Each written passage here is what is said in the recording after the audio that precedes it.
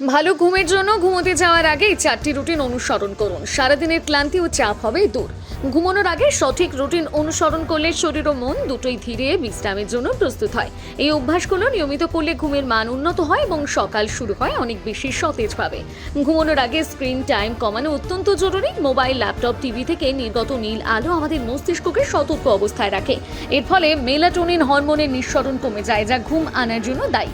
তাই ঘুমানোর অন্তত 1 ঘন্টা আগে স্ক্রিন থেকে দূরে থাকা উচিত।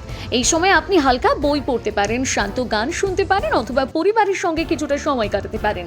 এতে মন ধীরে ধীরে শান্ত হয় এবং ঘুম আসতে সুবিধা হয়।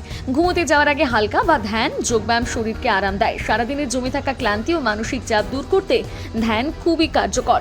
কয়েক মিনিট গভীর শ্বাস প্রশ্বাসের ব্যায়াম করলে স্নায়ুতন্ত্র শান্ত হয়, শরীরের পেশিগুলোর টান কমে যায় এবং মন নেতিবাচক চিন্তা থেকে দূরে সরে আসে।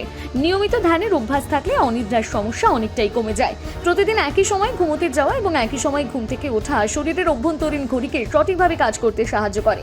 অনিয়মিত ঘুমের সময়সূচি শরীরকে বিভ্রান্ত করে, যার ফলে সারাদিন ঝিমুনি, মাথা ভার লাগা এবং মনোযোগের অভাব দেখা দেয়। একটি নির্দিষ্ট সময় ঘুমানোর অভ্যাস গড়ে তুললে কয়েকদিনের মধ্যে শরীর নিজে থেকে সেই সময় ঘুমের জন্য প্রস্তুত হয়ে যায়।